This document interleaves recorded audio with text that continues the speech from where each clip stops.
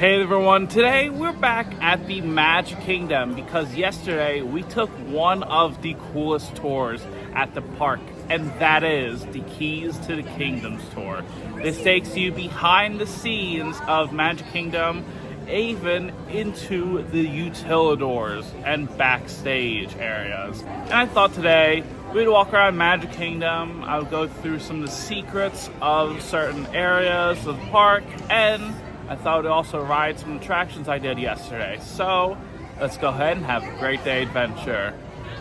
Now, if you don't know what the Keys to the Kingdoms tour is, this is a 5-hour-long walking tour around Magic Kingdom where you go through backstage areas, Utilidors, and even select attractions where you learn more about the history and secrets of the Magic Kingdom. This costs $129 per person. Now, in order to do this tour, guests will need to be 16 years or older in order to do this. And most importantly, there is no filming or photography or audio recording allowed on the tour. So, instead, I thought I would share my experience of the tour and walk around Magic Kingdom, sharing some of the secrets about certain attractions. And I won't be going too in-depth because this is definitely worth going on, so I'll save some surprises for the tour if you're going on it. And if you want my recommendation, I would highly recommend it, especially if you're a big fan of Disney World, if you love Disney history, or if you're interested in how the parks work in general. And I think right now we're going to go ahead and start our journey at Main Street, USA. Now, to start off our journey, you'll want to check in to Town Square Theater 15 minutes before your tour begins. Usually the tour begins at 8 or 9 a.m. in the morning, and I thought I'd choose the 9:30 a.m. reservation. And you'll want to check in where the Tony's Town Square restaurant desk is at.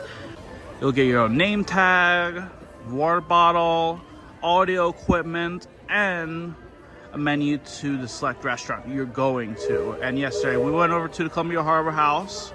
There's also a photo op where you can get a picture with a gigantic key to the kingdom, which is so cool. But once the tour begins, you'll set up your audio equipment so that you could hear the tour guide, and this is where the tour finally begins. We started our tour by gathering over at the Tree and a Planter just outside of the Tony's Town Square restaurant and talked about Main Street, USA. The reason why the trees are in a planter and not planted in the ground is because you're actually on the second floor when walking on Main Street.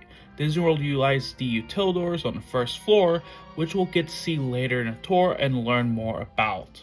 Now, before Disneyland and theme parks, Disney was in cinemas with movies and short films. So when entering Main Street, USA, it's sort of like going into a cinema where you have your ticket entry area at the Main Street train station acting as a curtain for the castle. There's all sorts of posters as soon as you head inside. There is popcorn, there's also candy at the confectionery, and there's also the credits. Here they reference all sorts of executives and creatives who were involved with making an impact at Walt Disney World. One of those people being Roy O. Disney. On top of the confectionery, there is Roy O. Disney's window, which he didn't at first want, but Imagineers later installed it years later. And there is a quote saying, "If you can dream it, we can do it." Then there's also another window with the Dreamers and Doers Development Company. While we're walking through Main Street, there's also some hidden details in Center Street now. For example, there's all sorts of lightning rods up top of the buildings. There's also another Roy Disney window. However, it is for Roy Davis. Now, Roy Davis was the name for Roy Disney when he was checking into all these hotels during the beginning stages of the Florida project, when he would buy all sorts of lands under these different companies. Of course, there's all sorts of subsidiary businesses, aka fake businesses, that Roy Davis used when buying all sorts of land for the Florida project, such as A. Ford Corporation, Bay Lake Properties, Reed Creek Ranchlands, Compass East Corporation, and many more. And last but not least, there's also a window for the man himself, Walt Disney. It's also important to know why he's there because of two things.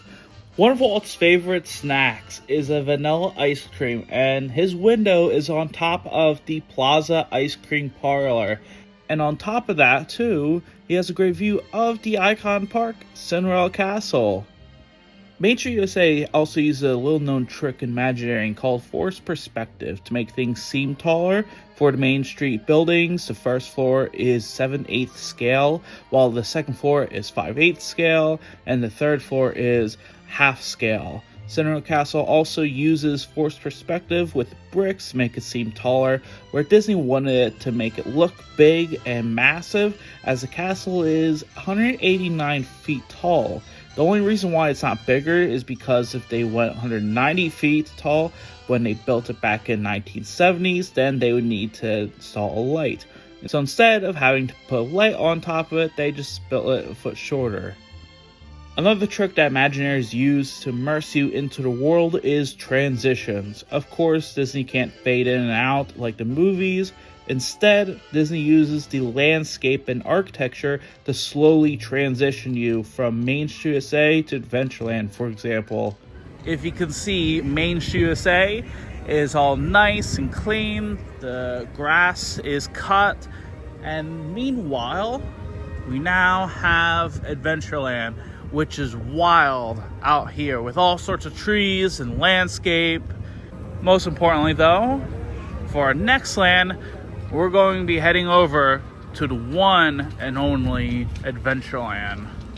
Also on the pathway, as soon as you make your way in, you can start to see some animal footprints.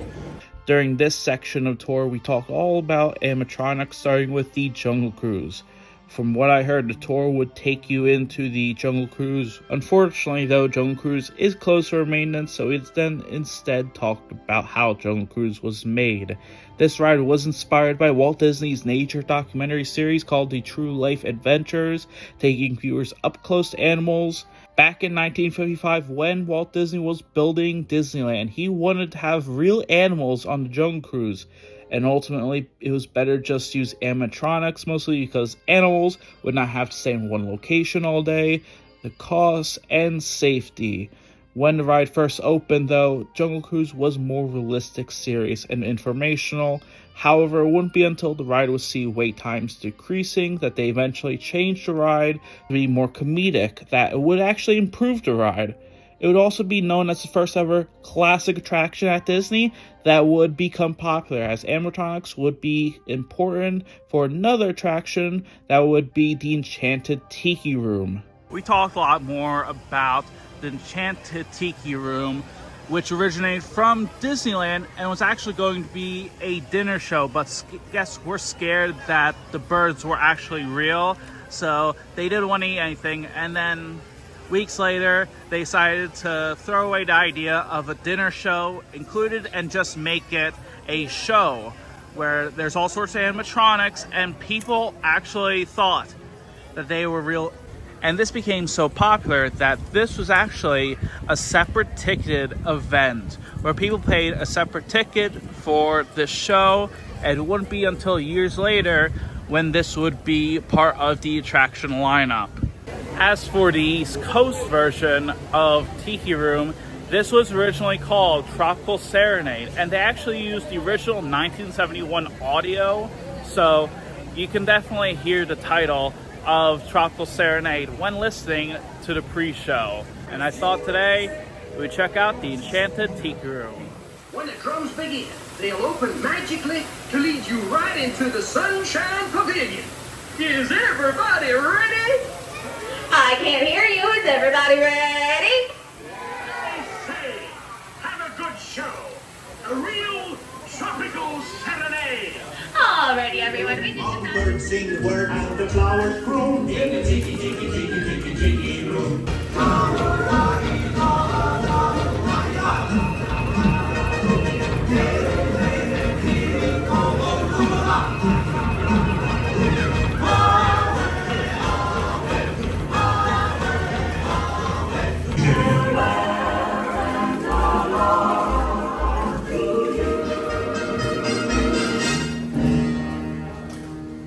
And we just got out of the Enchanted Tiki Room or Tropical Serenade, depending on when you visited Tiki Room.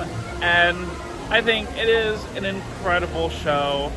It is definitely great to sit back and relax. It's also important to know that when it comes to the Enchanted Tiki Room, this is one of the main reasons why Walt Disney was invited out to the 1964 World's Fair, where he would eventually create It's a Small World, Carousel Progress, and many more attractions. And it would later inspire Walt to then create Pirates of the Caribbean and Haunted Mansion. And without Tiki Room, then we wouldn't technically have any of these attractions. Now today we're not going to be necessarily riding Pirates of the Caribbean, but we're going to be talking one cool detail about this ride, and that is actually the fact that it has two show buildings. Now, when you enter inside, there is the one show building, and you go throughout the ride until you drop down and you enter into the second show building, where you're going underneath the railroad, which is so cool. With Pirates of the Caribbean, they didn't have this as an opening day attraction. It was just Jungle Cruise and Tropical Serenade and the Treehouse. And with Pirates of the Caribbean, Disney thought that there was so much pirates that there wasn't too much to demand. And Disneyland's version became so popular that when people came to Magic Kingdom, they were like, where is Pirates of the Caribbean? So eventually, in 1973, the guest relations would have these buttons that would say Pirates is opening 1973, and Pirates of the Caribbean opened later that year. And after talking a bit about Pirates of the Caribbean, we went into the backstage area. And once you go around the Pirates of the Caribbean two show buildings and underneath the railroad, there's all sorts of animatronics for Jungle Cruise because they're under refurbishment. And you can also see some of the boat vehicles for Pirates of the Caribbean as well. After that, we then saw the main parade warehouse, where they had all sorts of parade floats, such as the Maleficent Dragon. There's also the Boots Hue Halloween parade floats, and there's also the Christmas parade floats out. So that's cool to see them early this year. Afterwards, we then saw the barges for the electrical water pageant, which is a nighttime light show around Bay Lake, as it was only going to be for one night for executives, although the show became so well received that they would eventually continue to show nightly for resort guests.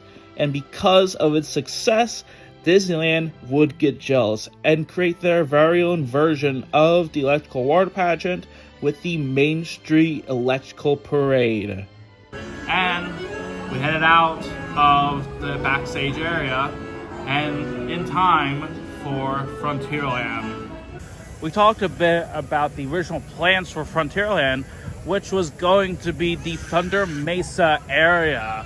And this is going to be kind of similar to Pirates of the Caribbean, but eventually they decided to have Splash Mountain and Big Thunder Mountain at these two expansion pads instead. Now in Liberty Square, we go from 18,000s Wild West to 1776 Pennsylvania. And one of the things you might see is this tree. This is actually a tree that Walt Disney himself picked, and Imagineers took the tree that was found on property and transplanted it in Liberty Square. However, during this process, they accidentally cracked the tree, but managed to fix it. And to this day, the tree is over 100 years old and hasn't been damaged since then. It's also worth noting that there is also 13 different lanterns on the tree representing the 13 colonies back in 1776. After discussing the tree, we then had lunch here at Columbia Harbor House. Here they have all sorts of food items such as chicken tenders and fries, fish and chips, a lobster roll, and plenty of other seafood options. And it was also nice that the food was there immediately as soon as you headed up to your private area, and there's these special Magic Kingdom themed Oreos that you'd get as a little dessert as well. And during this little 30-minute break, you can eat your lunch, sit back, relax. Another thing too is that this room on top is themed to the Flying Dutchman, where you have a view of the one and only Haunted Mansion. And after lunch, we then decided to talk about the Haunted Mansion. The Haunted Mansion is the first Disney attraction in Disney World to be finished, because both versions on the West Coast and East Coast were built at the same time. And after talking a bit more about the Haunted Mansion, it was then time we went up close and got to actually ride the attraction itself. Now, Haunted Mansion is more supposed to be, scary funny. And one of the examples is actually with the tombstones out here, where there's all sorts of names like Pearly Gates, Rustin Peas, Ouija Board, I Am a Spook, Poltergeist, Clairvoyance, Manifestation, Hallucination, Bewitch, Apparition, and there's the Bluebeard sign. Here lieth his loving wives. I did want to also mention in the pre-show where you see the portraits, there's one portrait of Paul Frees, who is the voice actor for the narrator throughout the ride. Now, one of the hidden gems in Haunted Mansion is going to be the servants' quarters. Inside of the servants' quarter, there is a vanity mirror along with a hidden Mickey. Then there's the keys throughout the mansion, along with all sorts of bells referencing all sorts of Imagineers. Now, if you wonder where all of the 999 ghosts are, there's all sorts of hidden faces in the design. Like, for example, we can see an eye, mouth,